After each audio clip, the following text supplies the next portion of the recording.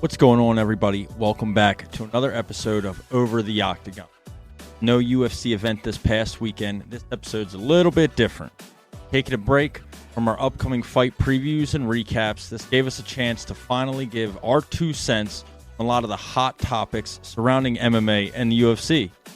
If you like us making episodes like this, drop a thumbs up on the video down below or reach out to us on any of our social medias linked below and let us know what you think. As always, don't forget to subscribe to the channel on YouTube, and if you're listening on Spotify, Apple Podcasts, or Amazon Music, please rate the show 5 stars, turn on the automatic downloads to never miss another episode. We appreciate all the support we've received recently on our content and look forward to more growth coming the rest of the year. Hey, pussy, are you still there? I actually admire that you can actually be this fake. And like when the TV comes on, how you can just change. You're the scum of the earth. The old down to me, I couldn't do it. The old said I couldn't do it. Look at me now. That's it. What's up, everybody? Welcome back to another episode of Over the Octagon. Joel, what's up, baby? We're here. What's up, my dog? So we have no UFC. We're recording this on a Saturday, which is kind of unusual for us, but we have no UFC event this week, kind of an off week, and then a couple fight nights coming up, which, you know, maybe we'll touch on at some point in the future, but for right now, we haven't got a chance to do an episode like this in quite some time, so we just got some topics, some news, some things we're gonna just have a little discussion, man, have some fun. So if you're listening to this on Apple Podcasts, Spotify, Amazon Music, whatever that may be, don't forget to turn on the automatic downloads on that. Make sure you never miss an episode. And if you're catching this video on YouTube, don't forget to subscribe to the channel, hit the thumbs up, leave us a comment as you're watching the video. Leave a timestamp in your comment and join in on the discussion with us.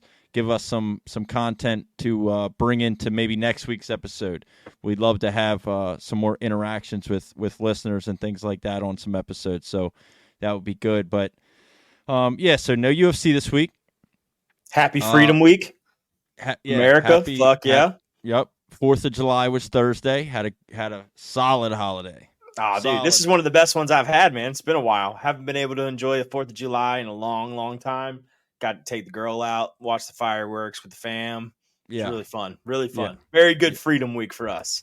Great. Yeah, absolutely. I concur. I second. Just an overall great day, great day. And so that brings us into this weekend. Like I said, we have no UFC. We have some fights going on tonight, which I think we'll catch, and maybe we'll do a TikTok live or something like that. But we did have a bunch of things kind of happen, and some things popped up. This past week. So obviously, without wasting too much time, this past week, Tuesday, I believe, new UFC rankings come out, as they do every, Tuesday after fight events. Yeah, buddy. And there was quite the controversy. Well, maybe not, but on some degree, there's always controversy around the UFC's pound for pound rankings. If you're Dana White, it's controversy. Right. Well, a lot of people.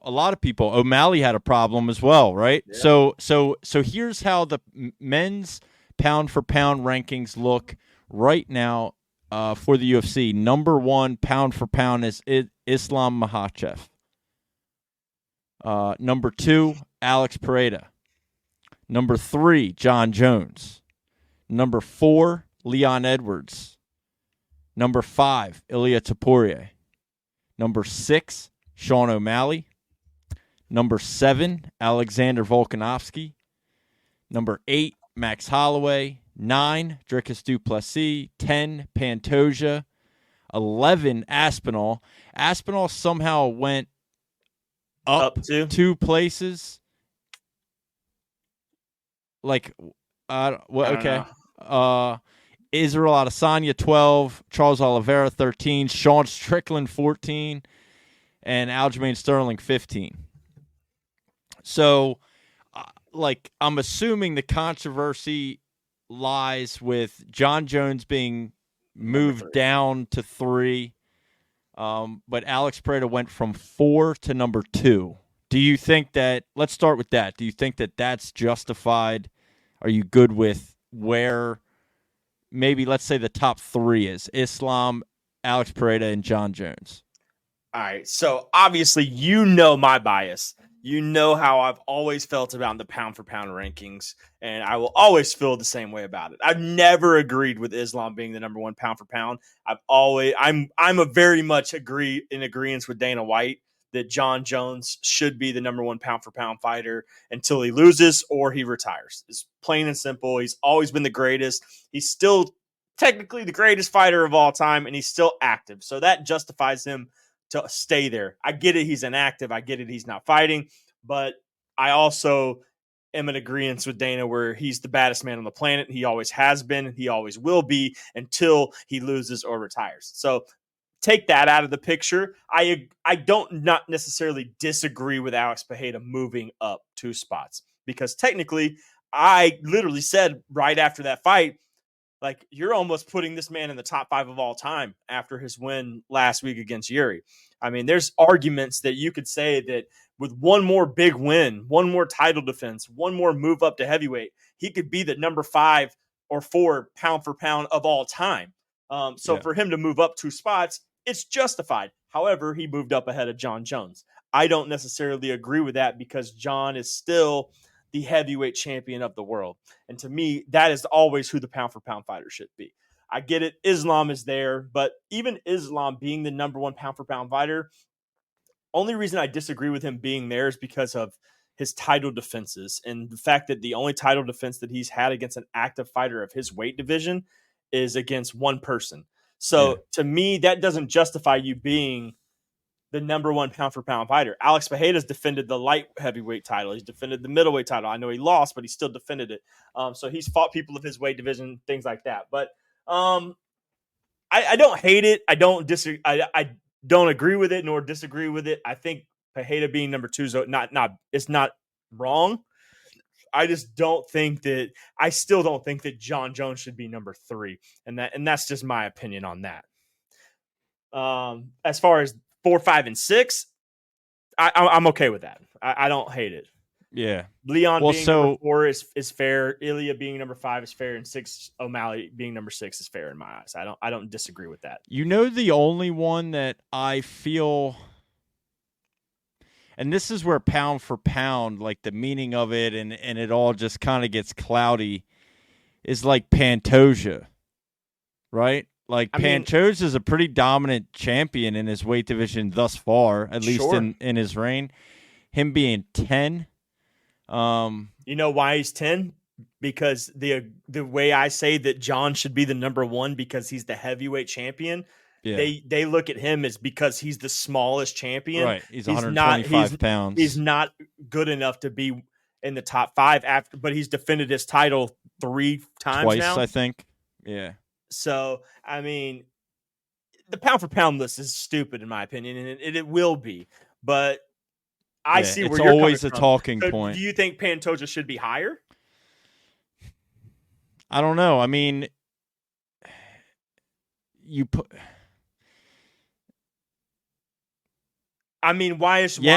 honestly, yes. I think he should be above.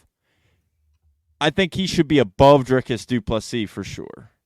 Like, Dricus Du Plessis hasn't defended his belt. He beat Strickland.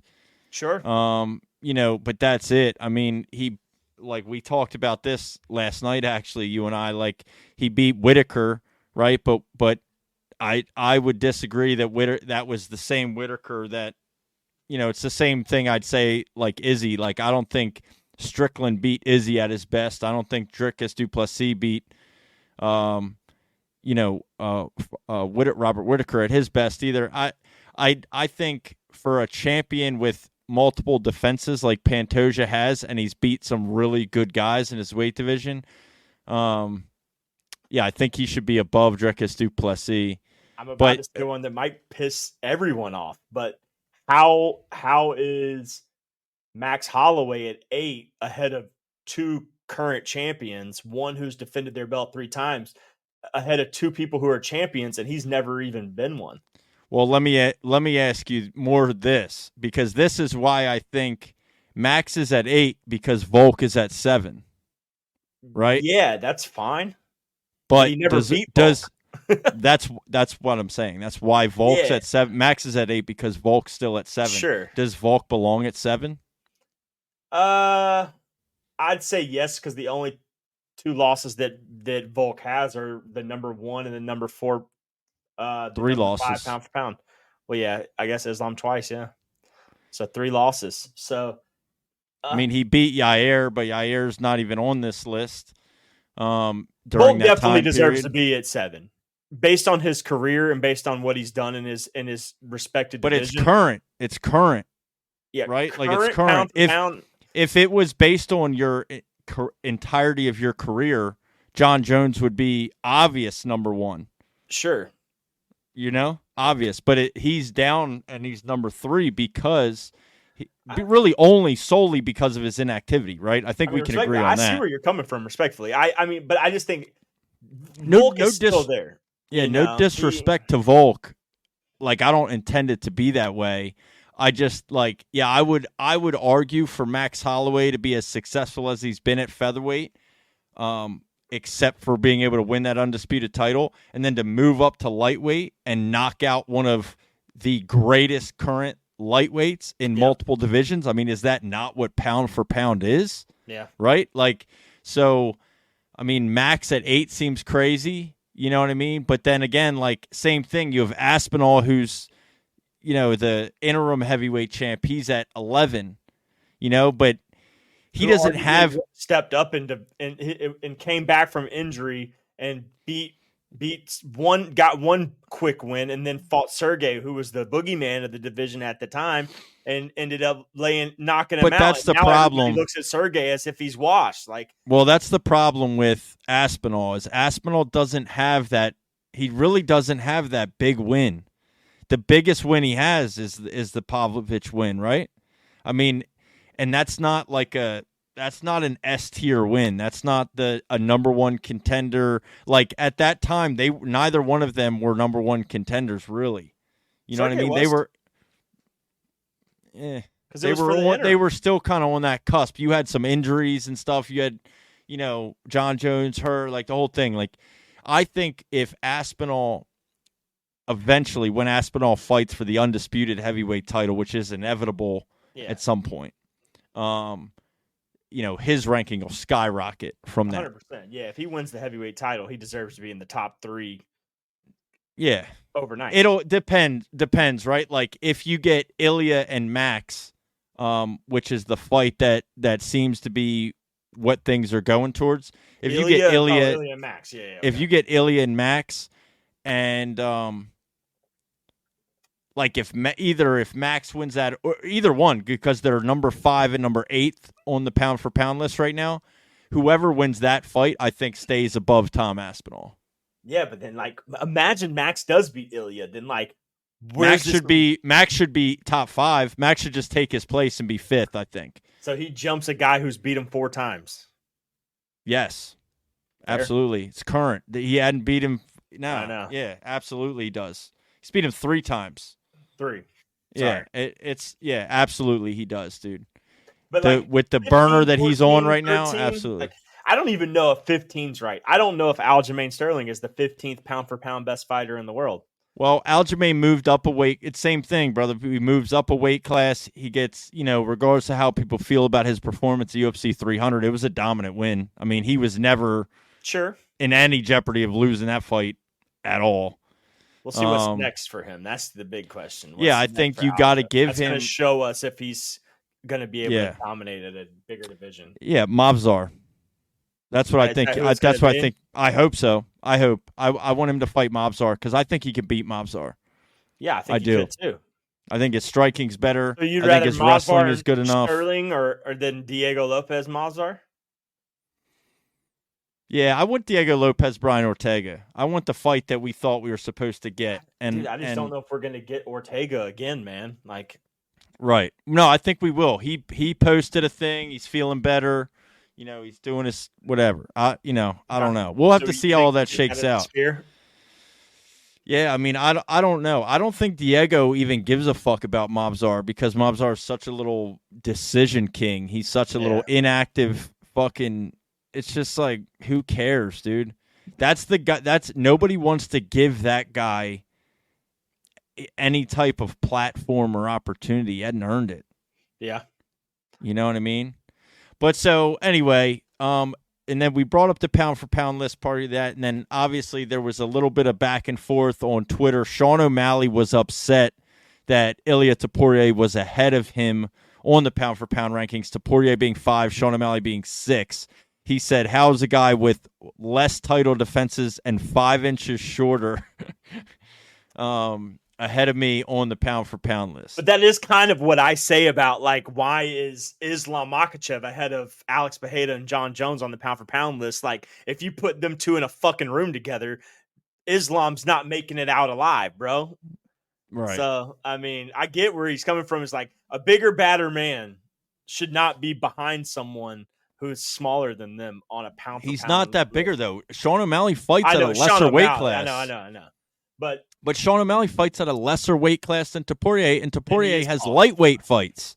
Topuria has fights in the UFC at 155 pounds. Early on, right? Right before the Josh Emmett and Bryce Mitchell, like right before his fights leading up to how many fights him getting does he a have title in the shot. UFC right now? Topuria? Yeah, a bunch. I'll find you. I'll get you his last. I'll get you his last lightweight fight. All right, so he beat Volk, Josh Emmett, Bryce Mitchell, Jai Herbert, which was March 19th, 2022. That was at lightweight. So, I mean, recent. That's not like in the beginning, dude. That's, I'm gonna keep it real, bro. I think Ilia smokes O'Malley, bro. Yeah, I mean, but then again, O'Malley's a really good striker. It's kind of like what we were talking about. I know it sounds crazy, but this is talking like Dricus versus Izzy. You got a guy with a reach who's a counter striker, and you got a guy who will come in and wants to get in there and bang like Dricus. It's kind of similar to O'Malley versus Ilia. Like Ilia's going to need to get inside O'Malley.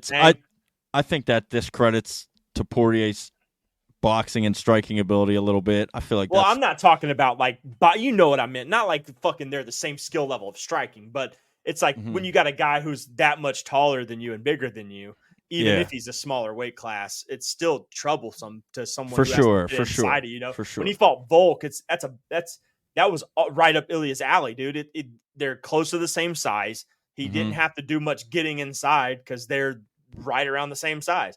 O'Malley, it's going to be tough to get in there because he's fucking long. Dude, right. It was easier for him to manage closing that distance. Yeah, 100%. And really Volk did fucking everything he could in that first round and won the first round. He won the first by round, keeping it at distance with his kicks and everything else. And then the second round, it was just a matter of time. Like it's like you almost have to fight. Like he's the type of guy because he possesses so much power. Yeah. In his fucking right hand and just in his hands in general, you almost have to fight the perfect fight, right? Like you cannot make a mistake. You can't get cornered up backed against the cage. Like we were watching some of that, last night in ONE FC, right? Like, guys are when they're in the ring. And it stays at a distance, and it's like this normal pace of a fight, loses. The second he's able to get close up on somebody and get somebody backed against the ropes or in the corner or whatever. I don't know. I'd like to see how O'Malley fights off of his back against the cage. Like, I feel like that's like kind of up his alley a little bit. Like he's done that well. He circles away. Yeah, he circles away well. Fighting that kind of. But again, I don't know if that's a fight we'll ever see. You know what I mean? O'Malley Topuria. My only, obviously being a Topuria fan, but like my justification for Topuria being ahead of O'Malley is, when Topuria won his belt, he knocked out the number 2 pound for pound fighter at the time, which is where we all talk so highly of Volkanovski. But then again, we a lot of people didn't really take into consideration that Volk was coming off of a knockout, a bad one at that. Yeah, he didn't take. He should have probably taken like a whole year. He should have 100%. He should have. He should. And I really think that had a big factor of him getting knocked out. Yeah, I mean, I don't know. I think that right hand he hit Volk with knocks out pretty much anybody. He does, but because that was about as clean one as of the he's toughest people to knock out, dude. I mean, he never had been knocked out until Islam knocked him out. Right. So I mean, at that point, anyway, that's how MMA law goes. Once your chin goes once, it's going to happen inevitably. It's easy to switch off. Anyway, man, that's the current men's UFC pound for pound rankings.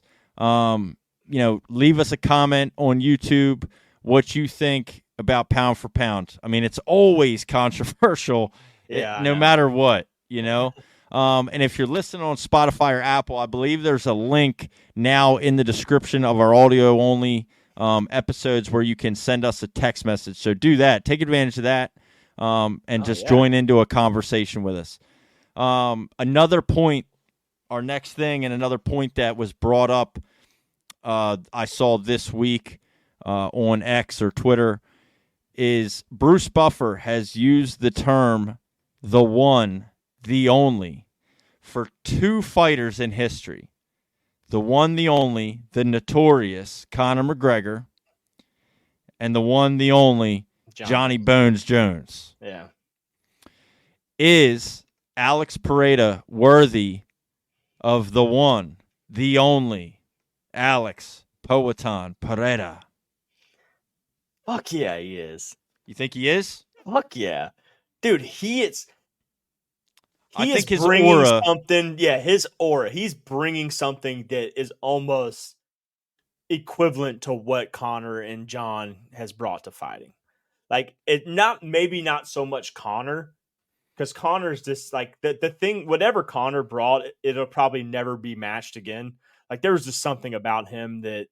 Well, you'd never seen it before, right? Yeah, you'd never seen somebody talk the way he talked and then came out there and backed it up. Yeah, exactly. And John Jones is just John Jones. I mean, he's just dominant, youngest UFC champion ever. Youngest of all time. But what Pereira has done within the 3 years? 2.5 years, 3 years. 2.5 years he's been in fighting. Like, it's almost hard not to give him his flowers, like to credit the fact of he came in. He's not only beaten 1, 2, 3, 4, but 5. I think now, maybe 6. Yeah, it's been a ton, or current or past UFC champions. He came in, beat Izzy, got the belt. He fought Izzy again. He lost. We get it. He beat Strickland. He's beaten Jamal Hill. He's beaten Yuri. He's beaten so many former champs. Like, that's not heard of. Like, there's people who fought for 15 years and haven't even beaten the amount of champs that he's beaten in 3. So there was a list, I think. I just don't know. Yeah, so he's beaten 5 former or current UFC champions in his first, I guess this would be now 9 fights. That's crazy. He beat Sean Strickland. He beat Israel Adesanya. Yep. He beat Jan Blachowicz. That's right. He beat Yuri Prochazka, and he beat Jamal Hill. Yeah. He's beaten 5 champions. Name one other person on the active roster right now who's even done that? Who's done that in 9 fights? John Jones. Yeah, no one. Yeah. Maybe it. John Jones, right. Yeah. Yeah.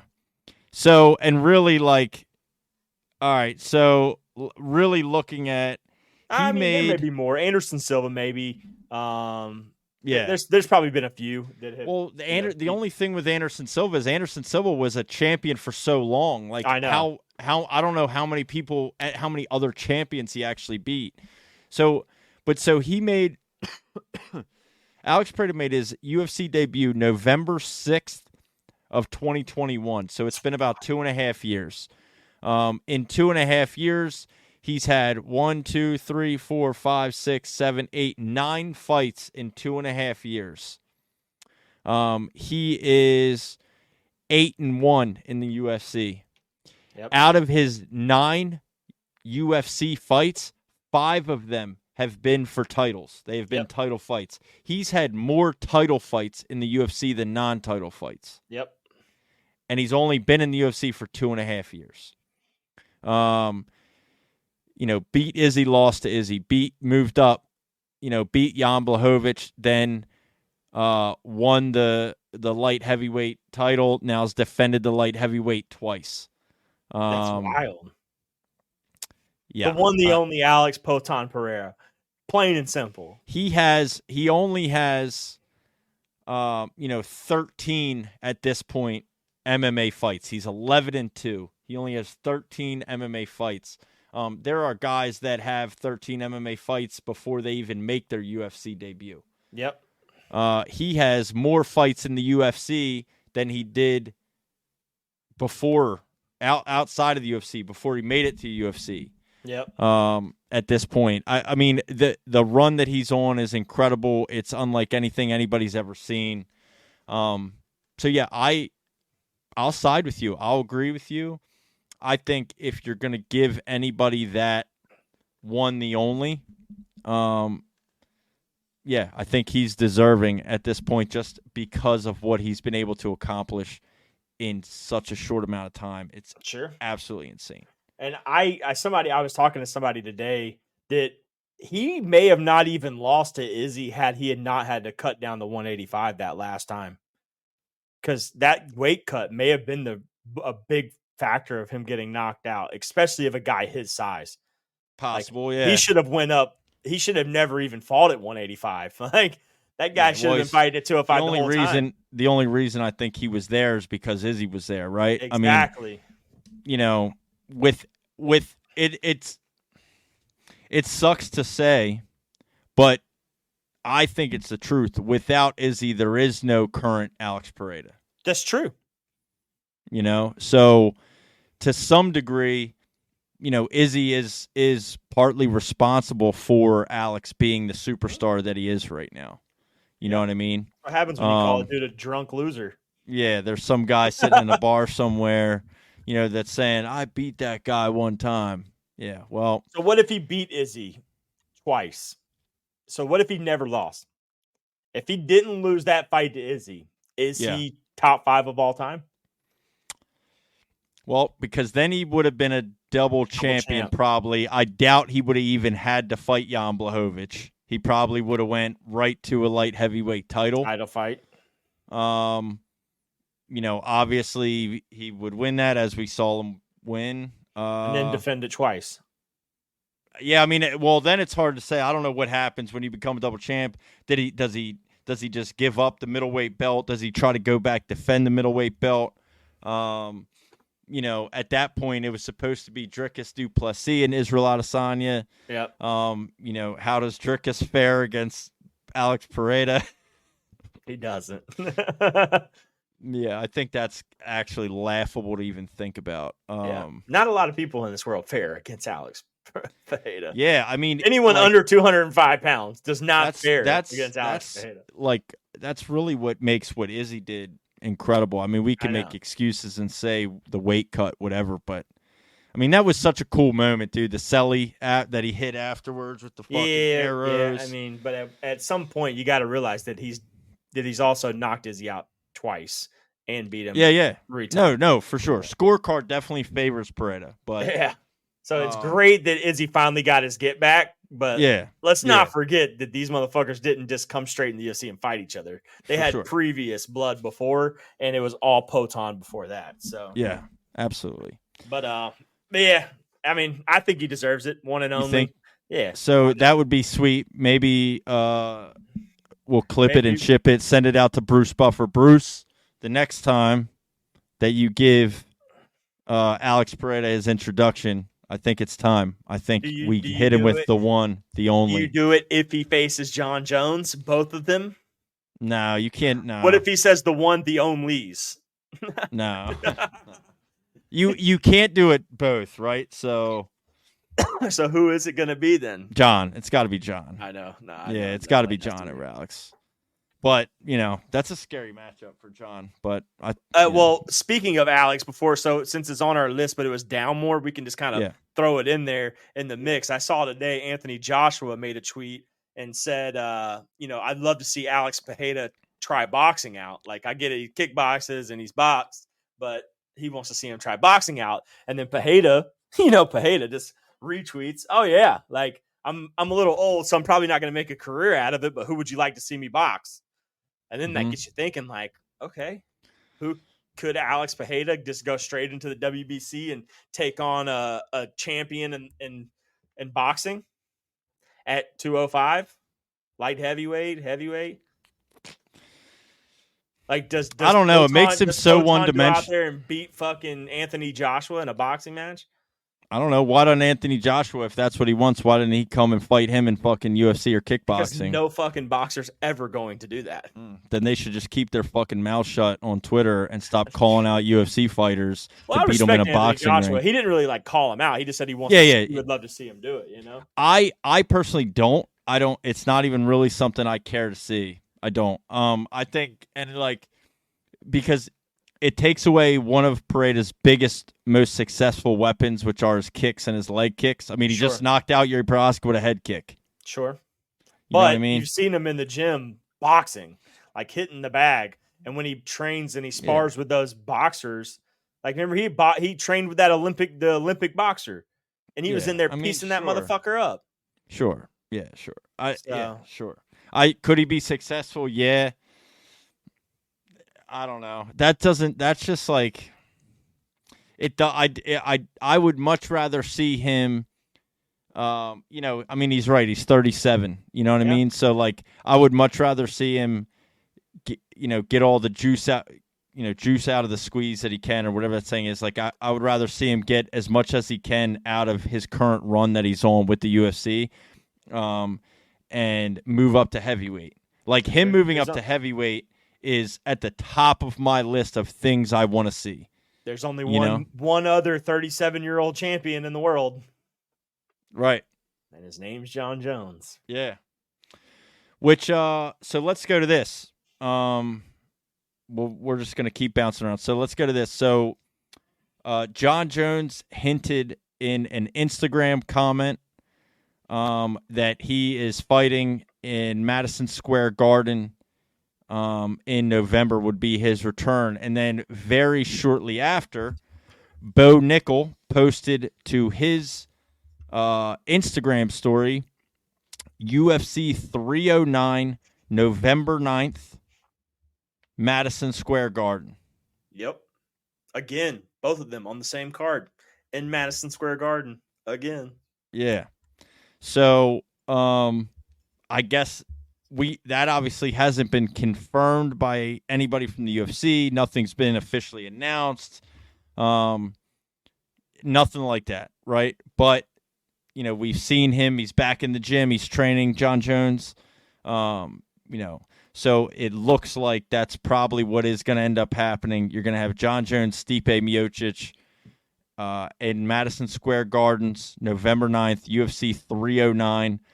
Bo Nickel also posted he will be on that card as well. So we saw Bo Nickel on, where did we see him? UFC 300? 300. He was on 300? Yeah, 300. He was on 300 against Cody Brundage. Yep. So Bo Nickel, I want to know his opponent, really. You know what I mean? We kind of already know. It's got to be, you think it's top 15? So let's see. So he's a middleweight, right? Imagine it's Chris Curtis. Chris Curtis just got hurt, though. I don't think is Chris Curtis back. I mean, Chris Curtis tore his ACL or something, didn't he? What about Barola? That'd be a wild fight. Kai Barola. He has a fight booked, I thought, doesn't he? Does he? I'm pretty sure everybody does. I feel like I think he has a fight coming up. So does Michael Pereira. So does Anthony Hernandez. Is this where you book Hamzat Bo Nickel right now? Can Hamzat even fight at MSG? Can Hamzat even get into America? Is Hamzat not a terrorist? Does Hamzat not do crypto dumps on 4th of July week like a true scumbag? Like, what is that all about, dude? Hamzat, as I initially had some like grace for him, like, oh shit, dude, maybe he has a serious illness. I feel bad. He pulled out of the fight in Saudi Arabia. But now it's fuck Hamzat, dude. I think you do Roman Dolidze, Bo Nickel. Okay. Yeah. Bo Nickel beats Roman Dolidze. Dolidze just fought, right? He just beat Anthony Smith. Yeah. He's beatable. 100%. Yeah. But he's top 10 currently in the middleweight division, so that'd be a ridiculous step up for Bo Nickel. It's going to start getting crazy, but I feel like they just announced Fluffy and Michael Pereira. Right. So that's locked in at 13 and 14. Chris Curtis had a really bad injury, so I just can't speak on what his current status is, and if he'll be ready. Hamzat's always a question mark. I'm pretty sure Kai Barallo has a fight booked. Dolidze just fought. Jack Hermanson fought. I don't like it. I don't like it. You think it's too much of a step up? Too much. That's not the guy you want to put Bo Nickel up against right off the jump in the top 15, dude. Not after what Hermanson did to Piper. Right. That's just not. I don't like it. It scares me because I feel like he proved me wrong. He showed me that don't fuck with this guy. He's like the Neil Magny of the fucking middleweight. Hear me out. Paulo Costa. Joe Pyfer, Bo Nickel. Ooh, I don't like. Ooh, that's why tough. not? That's such a good. But two different styles. Is it risky for Bo to take that fight without it being a top 15 fight?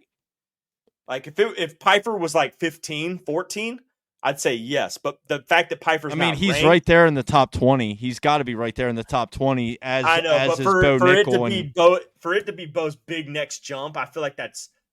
Is he taking a big next jump? We don't even know that. You're speculating that. Sure, you don't know what is. I'm saying but I feel like with his name that he has, the aura that he's brought, and he's got such this high name. I couldn't see Dana going. His next true test without giving him a top 15 fight is going to be against Joe Pyfer. Like that's a fucking fight, dude. Yeah, for both guys though. Yeah. For Bo Nickel and for Joe Pyfer, that's a tough fight either way. But it doesn't put either one of those guys in the top 15 though. Yes, it does. Yes, it does. You think so? Yep, I do. I think the loser of Michael Pereira, Anthony Hernandez, if you were to make that fight, like if you were to make the fight Joe Pyfer, Bo Nickel, the winner of that takes the spot of the loser between Michael Pereira and Anthony Hernandez. You can leave Chris Curtis where he is. Who cares, right? Like he's 15, he's injured, so you know what I mean? But people get moved out of the top 15 not fighting all the time. It happened to Frivola when 300 happened, right? When Max Holloway got put into the 155-pound rankings, so it happens all the time. So I just think that's a ridiculous matchup. Two different styles. And, it would be interesting. It's definitely interesting, right? Yeah. I don't know if it favors Pyfer very well. Maybe. I'm not saying it favors Pyfer. I think Bo Nickel's wrestling's just so fucking good. So good. That's what I'm saying. It's going to be tough. He's going to have to fight somebody who can control. He's going to have to show takedown defense. Yeah. But then on the other hand, who has Bo Nickel fought? That is a serious threat that if you get hit, you might go out, right? Nobody. Like Pyfer has legitimate one-punch knockout power, which Bo Nickel's never faced. So that's why I think it's such an interesting matchup. But again, whatever, we'll have to wait and see. Either way, both of those guys, John Jones, Bo Nickel, have both hinted at UFC 309, November 9th at Madison Square Garden. So we'll have to see, how that shakes out. I'm going to be really sad if that's what happens because I'm not going to be sad. Let me take that back. But I will miss that pay-per-view. That is the day I'm getting married. So I'll be here in spirit for you here. Yeah, thank you. And we'll be at 1FC the night before that. So Yeah. So what are we thinking? Last but not least. Yeah, we mentioned Hamzat's crypto dump. We don't need to get too much into that. Dude's a scumbag. He promoted a crypto coin, and then it looks like they did the old pump and dump, and he took advantage of anybody that wanted to listen to his shit and do what he was promoting. Which, if you're buying crypto coin that Hamzat Chimaev is promoting, I think you need to go look yourself in the mirror. And I don't know if you even blame Hamzat for that. I think you need to blame yourself. You need to blame yourself. You need blame to take yourself, a long bud. Blame yourself. Take a long look at the mirror and go, what the fuck am I doing? Why am I taking crypto coin advice from a fucking literal terrorist? Why would I be doing that? Anyway, let's close out something fun, dude, because we're about 40 minutes in. So let's close out moments. Funny moments in fighting is something that got brought up to us as well this week.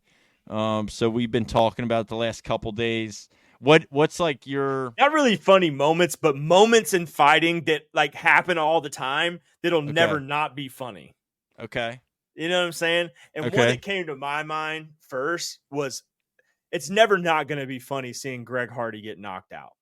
Like, whether it's boxing, bare knuckle, UFC, getting to see Greg Hardy get knocked out will always be top tier funny moments. And dude, well, so it's interesting because one of the first things that came to my mind was Johnny Walker getting knocked out. That's another one. It's like a Lego movie when he gets knocked out. Dude, Johnny Walker, it's almost like Triple H in the WWE selling people's moves, you know what I mean? Yeah. Like it's almost like he's faking it. Like he got knocked knocked look like out. He's faking it. Like it's like watching Triple H get hit with a Stone Cold Stunner. You know what I mean? Like it's fucking awesome. But as soon as you brought this topic up, you know, the first thing that came to my mind, because we've talked about it recently, was Trevor Peek's fucking hammer fist. Oh, the Trevor Peek hammer fist is great. No one in UFC does that. And it came up last night when we were watching ONE FC. The dude just came in and just was throwing the most outrageous hammer fist. Yeah, that was a fake fight. I realized that was a fake fight as soon as I also realized the guy that ended up beating him, the guy he was fighting, is main eventing their card in Denver. No, eventing the card in Atlanta. Oh, main eventing the card in Atlanta. Yeah. Okay, yeah, so that was a fake kickboxing side quest. And yeah, shit. no, that was a fake fight. That was a fight to set up. They were trying to get him a highlight KO for them to put on the fucking the promotion reel. It's very possible. For sure. But then the other things that we talked about that brought to mind that would never not be funny. Anytime Derek Lewis gets on the mic after a knockout. Dude, that's history right there. Every time he gets on the mic, he makes a historic speech. Every time. So we have, obviously, my balls was hot. Derek, why'd you take your pants off? My balls was hot. Yo, Ronda Rousey, where you at? Yeah. Where Ronda Rousey fine ass at? And then when he knocked out, I don't know if you remember when he knocked out Volkov. He said President Trump called me before the fight, or he said what happened because he was losing the whole fight, and he said, I forgot that President Trump had called me before the fight and told him Russia making him look bad, Putin and shit. I gotta knock this Russian motherfucker out. US, and then he says USA in this hoe. Yeah, dude, he's great. He's fucking awesome.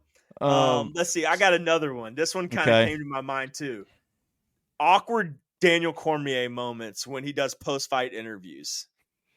Every time he gets in there to do an interview and it becomes awkward, Daniel Cormier does the most weirdest shit in those moments. Whether he just walks away without even saying a word, mid-sentence, he'll just walk away from the whole fucking sentence. It'll just be like interviewing someone and it'll become awkward and he'll just be like, he's really good at just taking the mic from people and leaving. This is leaving. And then when he interviews like women and they start doing awkward sexual shit, he gets out of there. Uncomfortable. He looks like an idiot out there. And that shit makes me laugh. So that brings up that makes me think of I think it was Umar Nurmagomedov.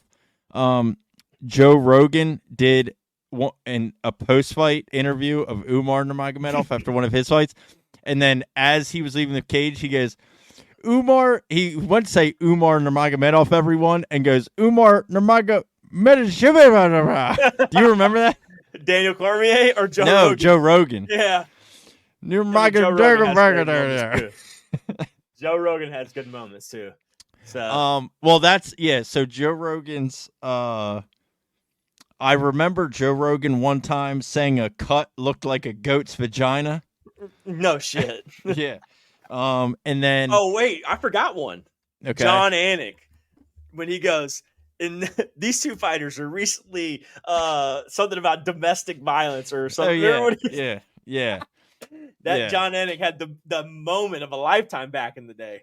Well, and the other good one with the commentary team is before Anik and Cormier. I forget what that guy's name is. But he goes, it's a white shorts something. Oh yeah, black shorts, Joe Rogan. and Joe Rogan goes, or white guy, white shorts, black shorts. Black guy, black shorts. And John Anik was like, "Yeah, I'm gonna let you say that one." Yeah, that was said by Joe Rogan. No, it wasn't Rogan, everyone. Yeah, it wasn't Anik. It was before. That was way before Anik. It wasn't John Anik. It was. I know who it is. I know who it was. I just can't remember his name off the top of my head. So the that was Joe Rogan, everyone. The commentary team is always good for. It is. Funny moments in fighting, but especially those pre-fight show with DC, Sanko, Bisping, and they do and when they start drinking, they get funny, dude. They start getting drunk on that pre-fight show, and it starts to get funny in there. Yeah. I like it when they make them drink and take shots and shit, and then they get drunk and they start acting fools on the screen. It's great. The commentary team's always good. Anybody, man, if you're, again, like I know I've mentioned it already, but if you said anything or if you have any other funny moments that stick out to you in fighting in general, UFC, MMA, whatever it is, drop a comment down below. Leave us, some of your favorite, funniest moments. Oh, you dude, I'm sitting here thinking like, there's so many more. Your wife is in me DMs. Yeah, I mean, well, yeah, Connor. I feel like Connor would. Oh, one of the best Connor ones for me is Jeremy Stevens. When Jeremy Stevens says, "Who the fuck is this guy?" When he knocks people out, he TKOs, and when I knock people out, they don't fucking move. And he goes, "Who the fuck is that guy?" That's all time right there. All time. Yeah. So, I feel like funniest moments, we would be mistaken not to at least mention Conor McGregor in that for sure. What about Molly McCain getting the belt and running around the ring and then losing her next fight?